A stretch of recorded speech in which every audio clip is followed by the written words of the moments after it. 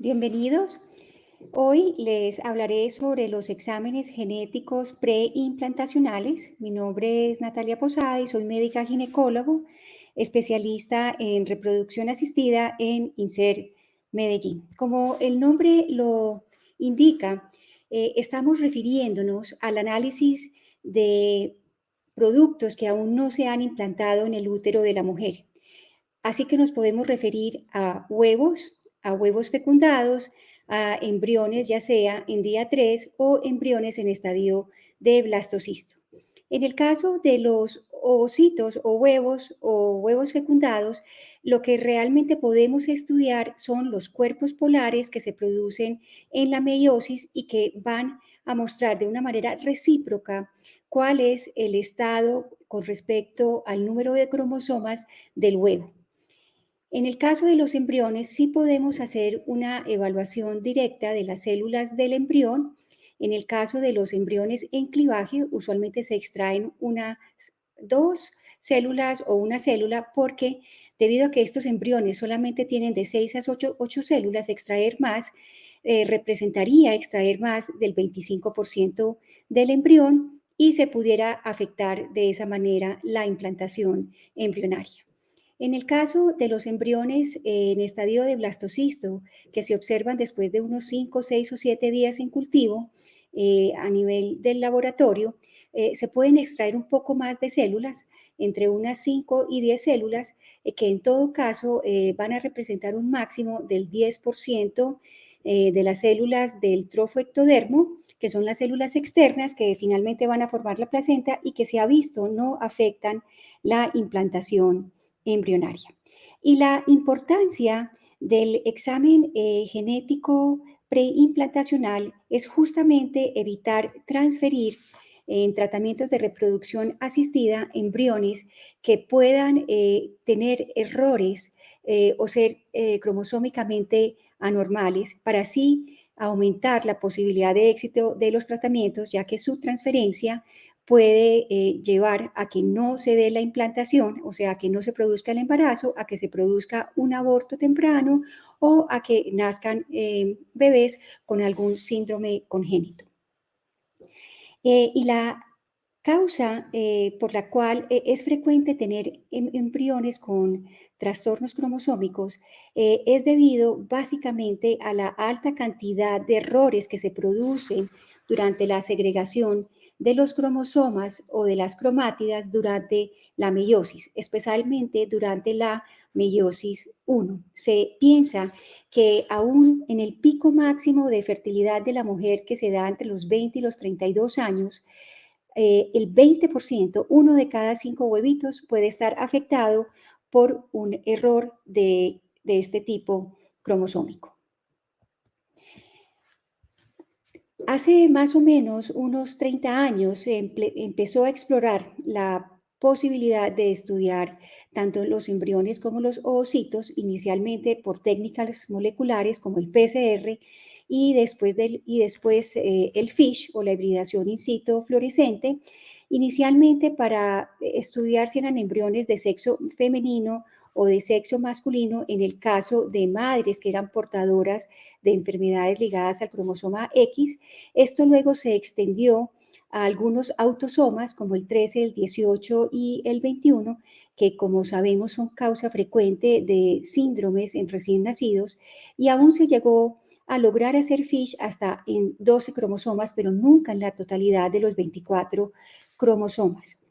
Esto llevó a que los estudios publicados en las siguientes 2 décadas tuvieran resultados controversiales hasta que finalmente el metaanálisis de Mastenbroek y colaboradores en 2011 mostró que este tipo de estudio preimplantacional no ofrecía ninguna ventaja para ningún tipo de grupo de pacientes e inclusive podía ir en detrimento de los resultados. Esto llevó entonces a que se diera origen al PGTA 2.0 como lo conocemos hoy en día. Estos son los 4 puntos, entonces, que espero compartir con ustedes en el día de hoy. Hablar un poco sobre lo que es el análisis comprensivo de todos los cromosomas o PGTA 2.0, entender un poco el tipo de anormalidades cromosómicas que podemos encontrar con la utilización de este estudio,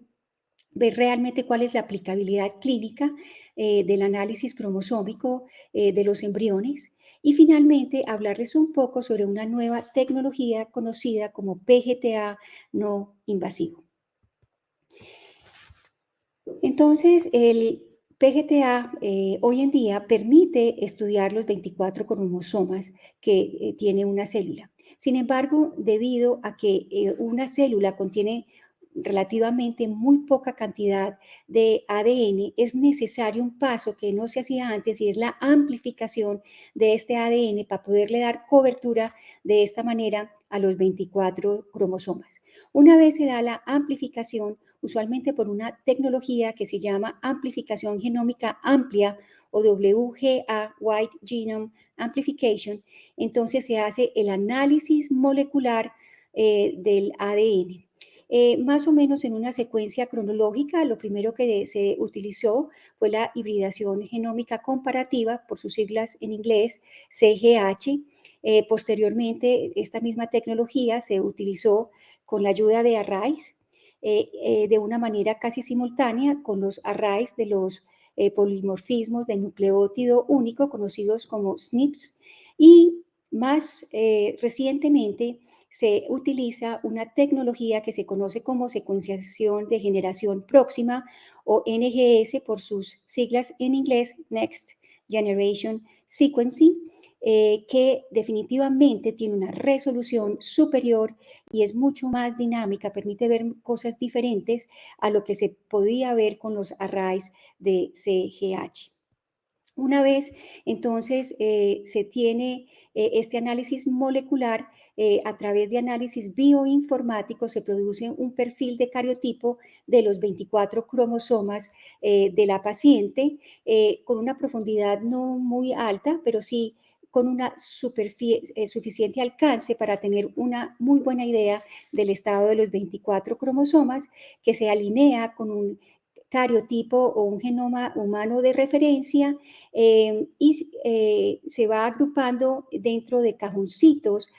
repartidos a lo largo de los cromosomas que se llaman VENS y que el número de copias de cada uno de estos cajoncitos, que puede ser uniforme o variable, va a indicar si tenemos, por ejemplo, anormalidades cromosómicas completas cuando se afectan todos los VINs o segmentarias cuando el número de copias solamente afecta algunos de estos cajoncitos. Hablamos entonces de que una célula es euploide cuando tiene los dos sets de 23 cromosomas, es decir, 46 cromosomas. Y hablamos de que es aneuploide cuando hay una anormalidad numérica homogénea, o sea, que afecta a todo un cromosoma y que es una desviación en el número de copias de cromosomas con respecto a un múltiplo de 23. Las aneuploidías son las anormalidades genéticas más frecuentes a nivel embrionario y son la principal causa de los fallos de implantación, de las pérdidas de embarazo y de defectos congénitos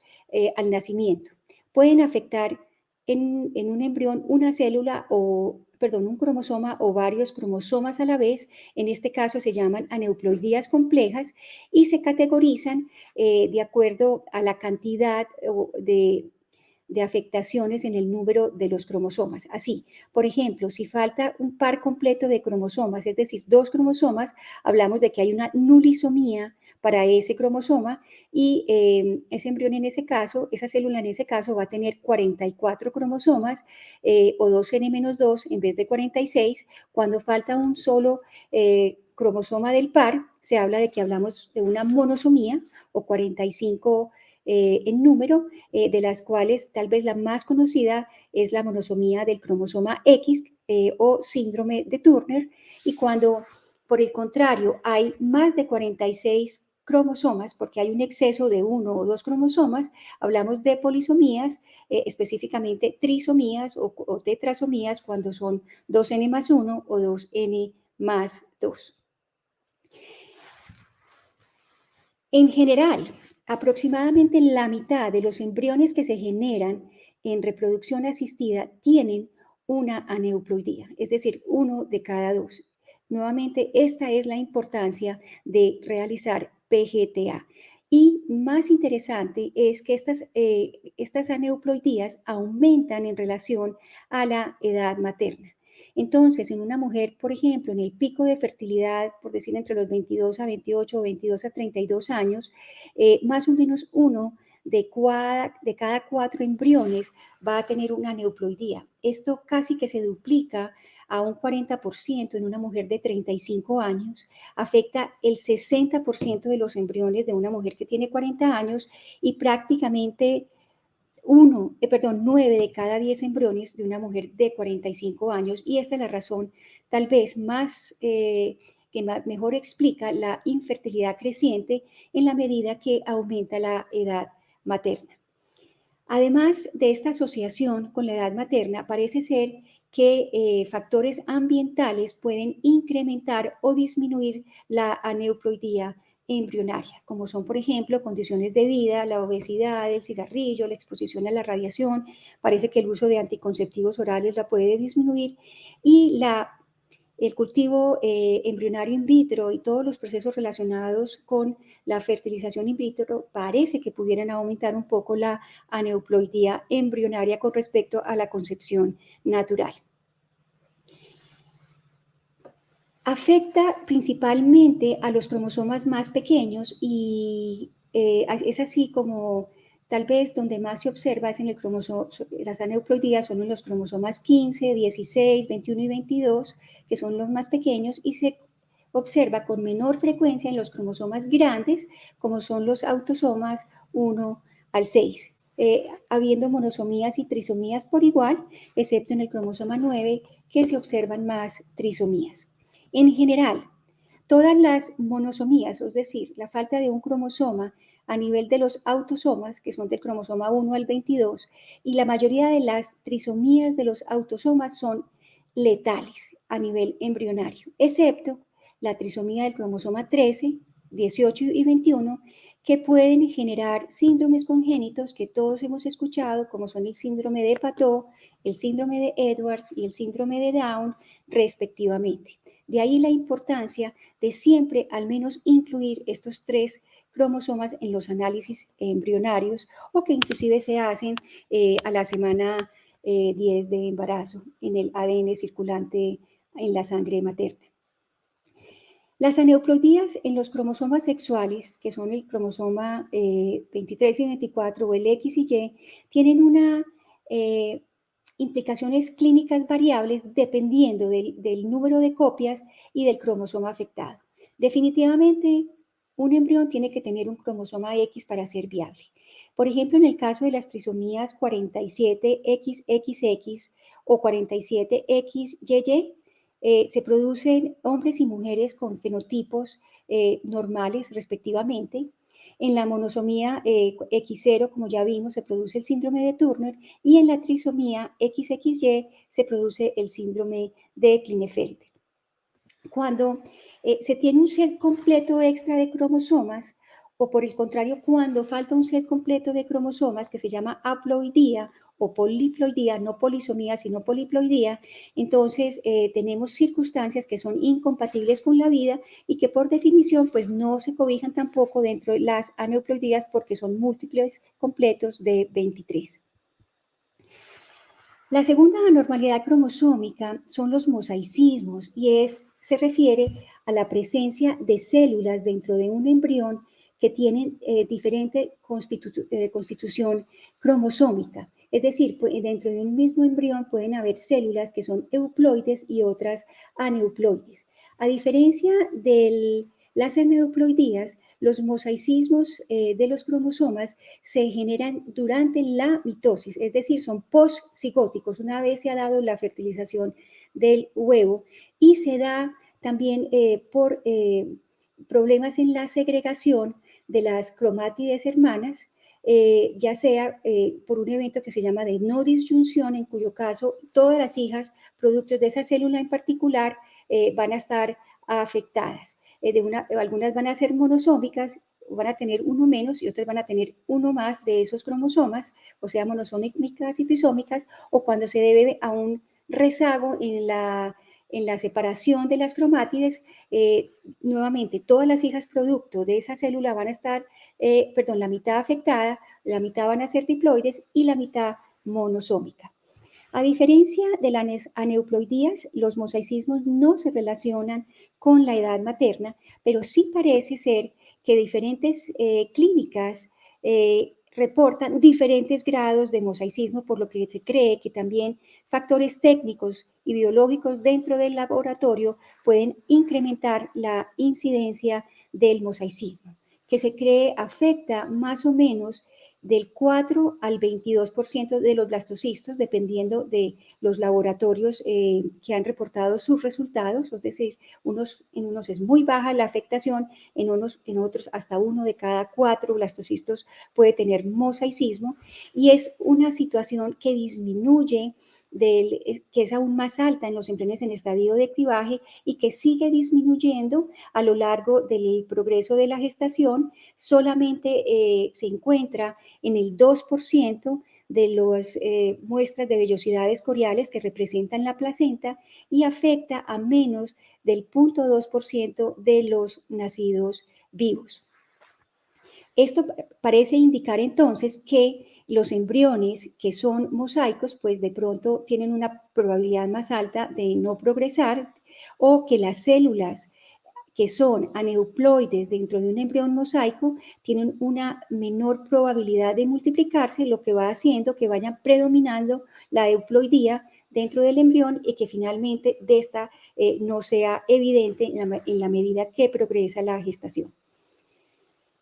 Sin embargo, hay suficientes estudios observacionales con los datos combinados de más o menos 800 transferencias de embriones mosaicos utilizando la tecnología de secuenciación de generación próxima que muestran que los embriones mosaico producen embarazos exitosos con el nacimiento de nacidos vivos, aunque en menor proporción que cuando se transfieren embriones euploides y con un mayor porcentaje de abortos. Sin embargo, estos son embriones que se sugiere no descartar en el caso de que no haya embriones euploides. Obviamente, el porcentaje de células que sean aneuploides dentro del embrión va a afectar la supervivencia de este, y parece ser que los resultados luego de la transferencia son mejores de acuerdo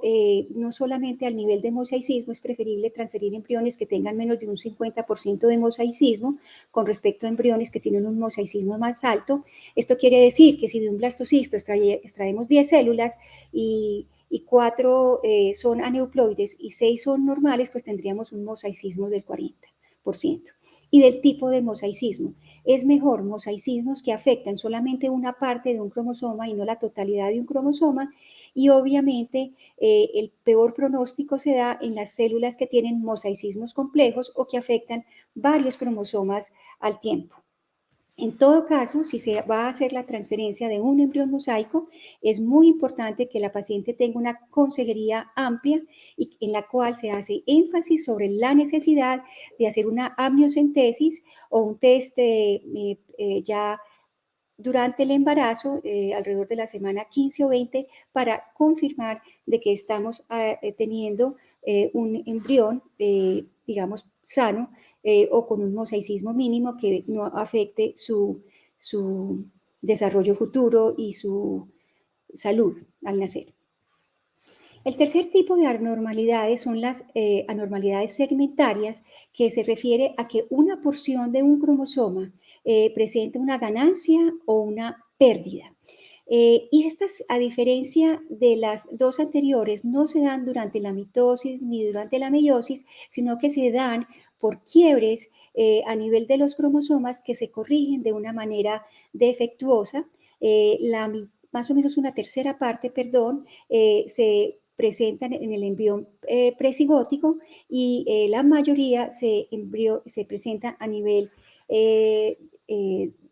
de posfertilización o posigótico en la mitosis.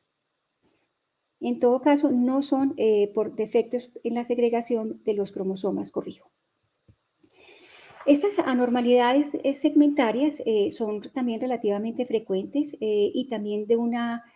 frecuencia variable, según las clínicas que lo reportan, entre un 6 y un 15% de los blastocistos pueden estar afectados. Se presentan en el 6% de los casos de aborto espontáneo y afectan aproximadamente a 0.5% de los nacidos vivos y se asocian a unos síndromes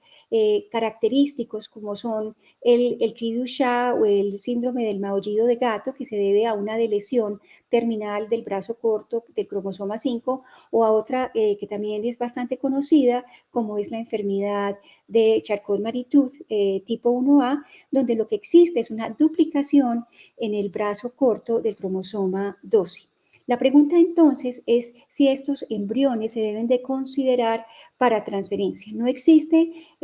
una casuística tan robusta como sí existe en el caso de los mosaicos, pero hoy en día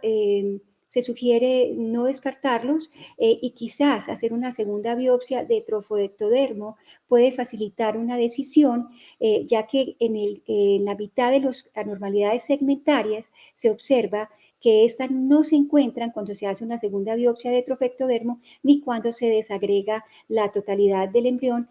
por lo cual parece no haber una concordancia alta entre una anormalidad segmentaria a través del trofectodermo y el resto del embrión. Finalmente están lo que llamamos los rearreglos estructurales, que también se producen cuando se dan quiebres en los cromosomas y luego estos se vuelven a reunir, pero una configuración diferente que cambia el orden natural de los segmentos de un cromosoma, pudiendo producir una anormalidad o un rearreglo balanceado en el cual se tiene la totalidad de los cromosomas de una manera desarreglada o de una manera no balanceada cuando se tiene una pérdida o una ganancia de una parte de un cromosoma. Son ejemplos de los rearreglos cromosómicos estructurales, por ejemplo, las translocaciones balanceadas, en los cuales, digamos, la parte terminal del brazo largo de un cromosoma se intercambia con otro, las translocaciones robertsonianas que se dan a nivel del centrómero, inserciones e inversiones. Típicamente, los padres que son portadores de estos rearreglos estructurales son personas sanas, balanceadas, pero estos cromosomas tienen una mayor posibilidad de producir gametos no balanceados durante la recombinación que se da en la meiosis. Y por lo tanto, si se conoce que los padres son portadores de esto, se debe hacer un estudio que ya no se llama PGTA, sino PGT-SR o para rearreglos segmentarios de los cromosomas, con el fin de intentar que el embrión que se vaya a transferir no solamente esté balanceado, sino que en lo posible no sea portador de arreglo para que estos hijos no tengan los problemas de sus padres. Entonces, ¿cuál es la aplicabilidad clínica de los test genéticos preimplantatorios? Lo primero que quiero mostrarles es que cuando se utiliza una plataforma basada en la amplificación genómica amplia, seguido de la secuenciación de próxima generación, lo que uno debe de entender es que todos los cromosomas deben de mostrar dos copias, o sea, estar alineados en la línea verde en el número 2. Si, por ejemplo, encontramos que un cromosoma, como en este caso el cromosoma 7, presenta 3 copias, pues estamos hablando de una trisomía para ese cromosoma en especial. Y si observamos que ese cromosoma se sale de la línea 2, pero no llega a la línea 3. Y en este caso estamos hablando entonces de un mosaicismo en el cual más o menos el 50% de las células de ese embrión son aneuploides o un mosaicismo del 50%. Embriones con mosaicismos por debajo del 20% se consideran normales y con mosaicismos por encima del 80% ya se categorizan como embriones aneuploides. Aquí también tengo una comparación entre un perfil de NGS y un perfil de hibridación genómica comparativa por arrays, que fue la tecnología que se utilizó anteriormente, en el cual vemos un embrión que tiene una triploidía para el cromosoma 7 y una mosaicismo del 46% del cromosoma 2, que ya no es evidente en el caso de los arrays de CGH. Y como ustedes pueden ver, es muy difícil diferenciar si en efecto ese cromosoma 12 tiene un ruido, un problema técnico o si en efecto estamos hablando de un mosaico. Lo mismo sucede en el caso de las imbalances de tipo segmentario, en los cuales en el perfil del NGS son bastante evidentes, mientras que en el perfil de CGH específicamente, en el caso de la pérdida segmentaria del cromosoma 18, es difícil diferenciar si se trata de un ruido o en efecto de una pérdida. Para poder realmente decir que estos estudios son de utilidad clínica, tenemos que primero tener en cuenta tres cosas fundamentales. Lo primero es que sean reproducibles los resultados. Es decir, que si yo encontré una aneuploidía y vuelvo a correr la técnica en lo que amplifiqué esa célula, lo vuelva a encontrar de nuevo. Y de hecho, esta reproducibilidad es cercana al 100%. Es una técnica bastante precisa y consistente. Lo segundo es evaluar la concordancia, que fue algo que ahorita hablamos para las anormalidades segmentarias, entre lo que encuentro a nivel del trofoectodermo, que como ustedes saben, va a dar origen a la placenta, y el resto del embrión o la masa celular interna, que es la que va a dar origen al embrión. Y finalmente, es importante evaluar si, a pesar de que sean reproducibles y concordantes, la transferencia de embriones cromosómicamente sanos va a aumentar las tasas de éxito de los tratamientos in vitro, y esto lo definimos por las tasas de implantación, que se refiere a la probabilidad de que un embrión que se transfiere genere un saco o un embrión, a las tasas de nacidos vivos, a los porcentajes de aborto y a evitar los embarazos múltiples. Varios estudios han evaluado la concordancia del trofoectodermo y de la masa celular interna y encuentran que es bastante alta cuando hablamos de concordancia tipo ploidía, que se refiere al número de copias de un cromosoma, de los cromosomas en particular. Es decir, que si yo encontré que el trofoectodermo tenía una aneuploidía asociada a una trisomía, yo encuentre que la masa celular interna también es aneuploide y el rango es entre 93 y 100%. Sin embargo, esta concordancia para el número de copias se disminuye un poco en el caso de las aneuploidías segmentarias y los rangos son muy variables, algunos con alta concordancia y otros con una concordancia que no supera el 50%. Y en el caso de los mosaicismos, pues esa concordancia no supera el 30%, porque como ustedes pueden ver en la imagen, si yo casualmente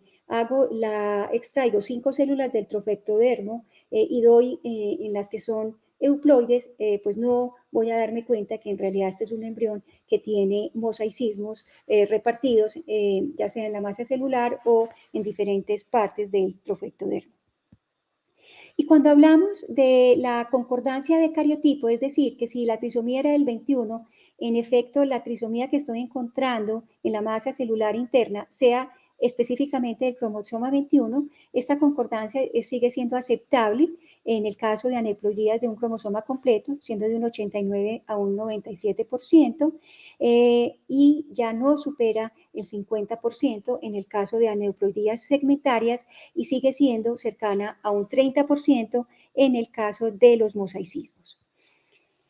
Cuando se evalúa el trofectodermo contra el análisis del embrión completo, que son embriones que se donan para investigación y se desagregan y se estudia la totalidad de sus células, de nuevo encontramos que la concordancia para haploidía es bastante alta en el caso de aneuploidías que afectan un cromosoma de manera completa, más o menos del 94%, siendo menor para las aneuploidías segmentarias de un 45 al 68% y de un 27% para embriones mosaicos. Y con respecto al cariotipo, un comportamiento similar. ¿Y qué muestran los estudios? Quiero entonces que discutamos los resultados de 2 metaanálisis publicados ya hace unos 5 o 6 años y 3 estudios aleatorios prospectivos más recientes publicados en los últimos 3 años.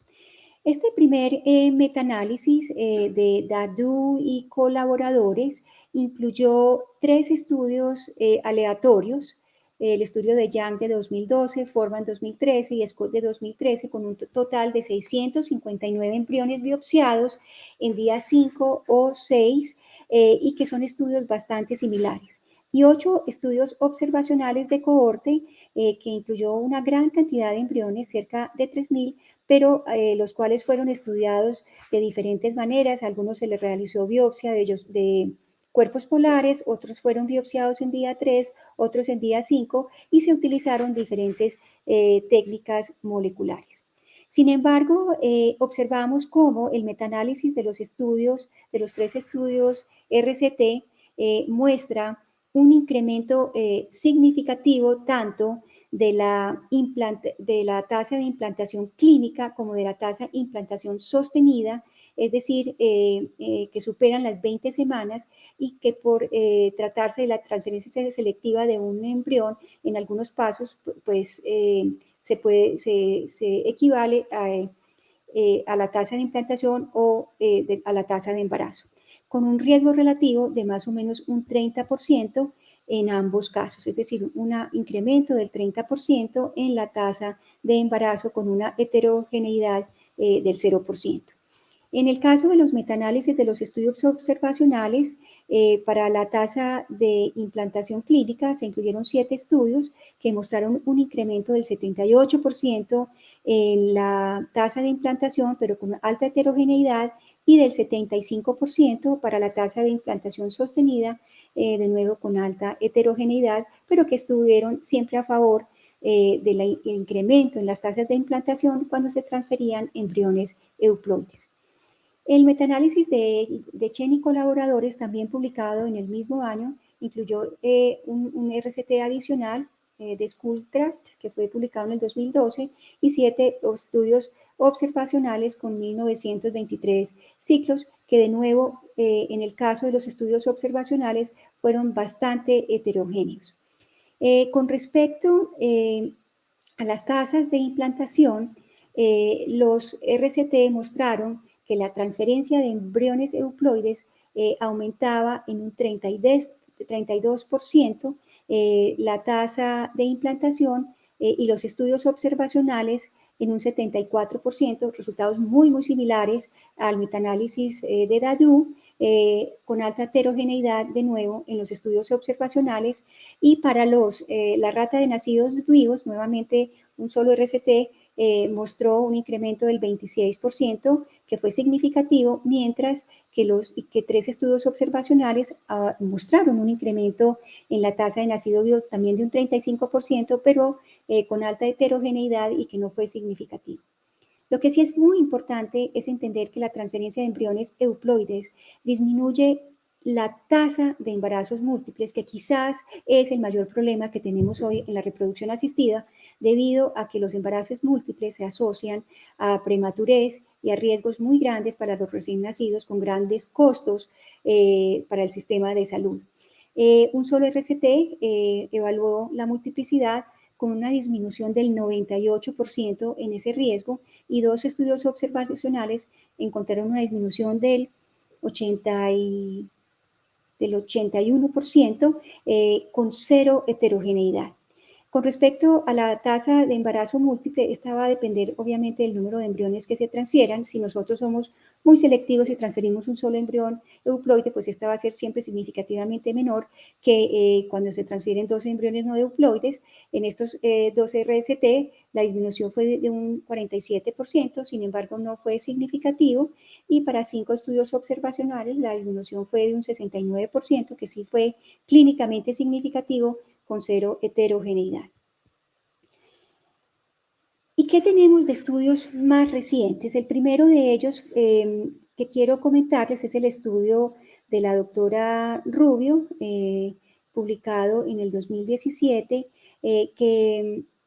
puede pensarse que es un poco obsoleto porque se realizó en embriones en clivaje. En el caso de ellos no observaron detrimento en las tasas de implantación cuando biopsiaban embriones en día 3 y que comparó el estudio de los 24 cromosomas mediante hibridación genómica comparativa por arrays en 100 mujeres con edad materna avanzada entre los 38 y los 41 años, que tenían al menos 5 ovocitos a la captación con respecto a 105 mujeres, también de edad reproductiva avanzada, en las cuales los embriones se transfirieron de acuerdo a su morfología.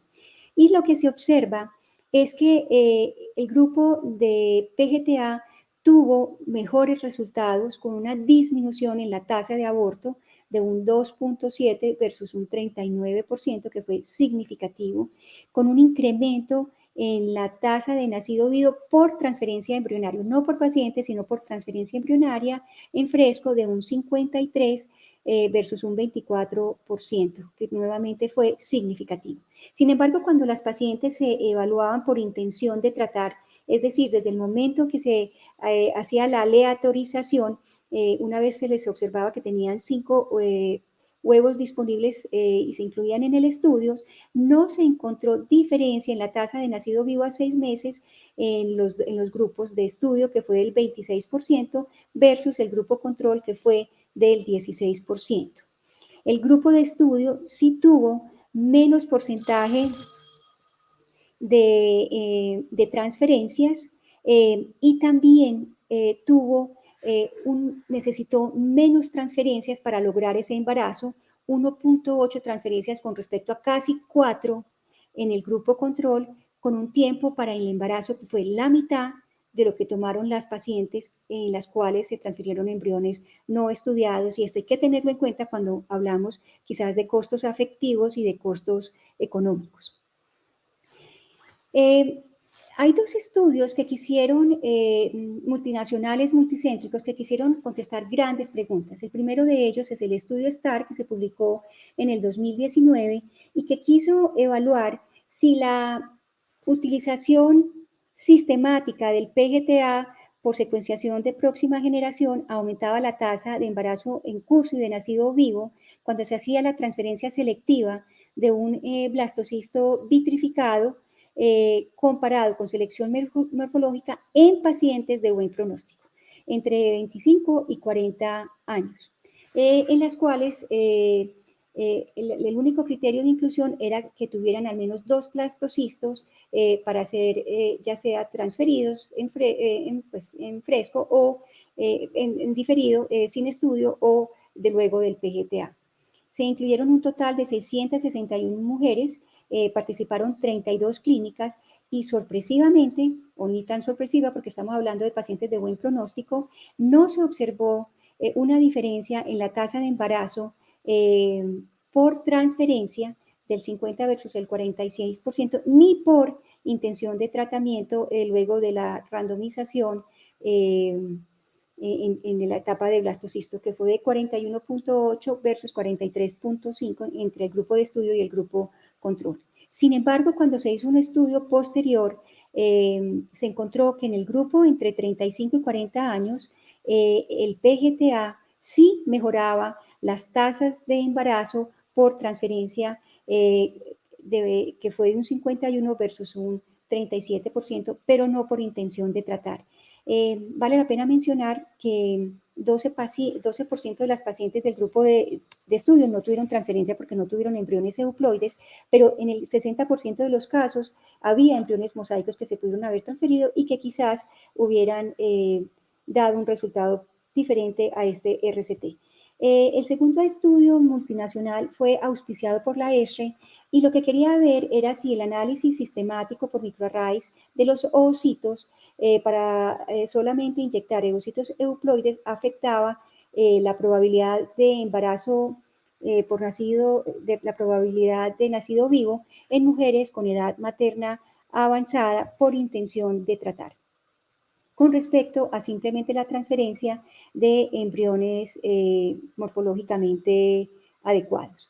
Se incluyeron 396 mujeres, 9 centros, y en este caso la tasa de nacido vivo sí fue significativamente mayor en el caso de los embriones euploides, 33%, comparado con un 17% cuando estos no tenían un diagnóstico o cuando no se realizó el análisis cromosómico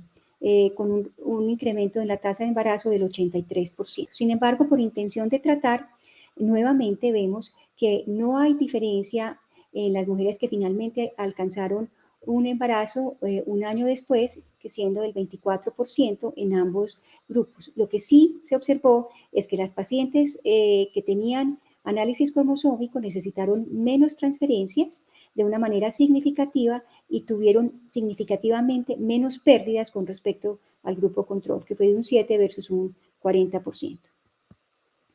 Entonces, ¿a quién le vamos a ofrecer este tipo de estudios? Tradicionalmente, algunas clínicas lo ofrecen a pacientes con edad materna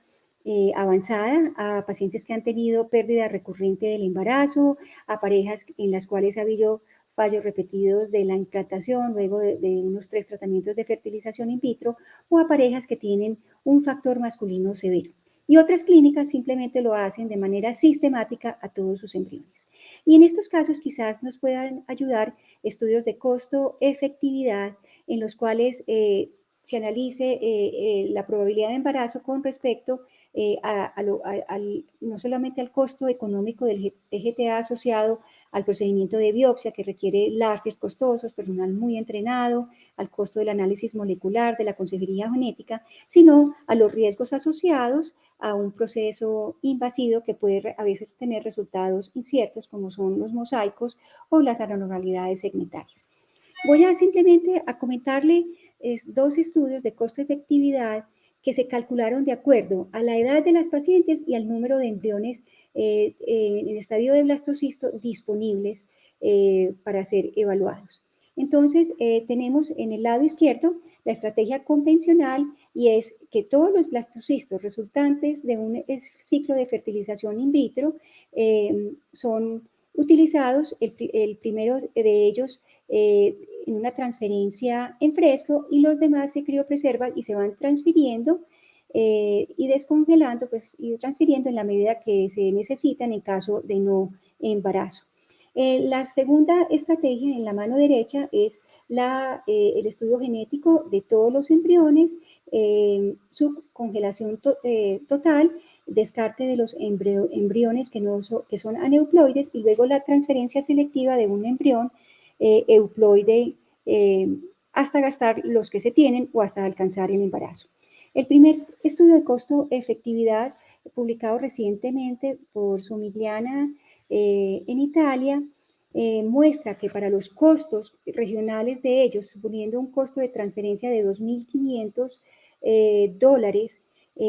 es efectivo realizar PGTA en pacientes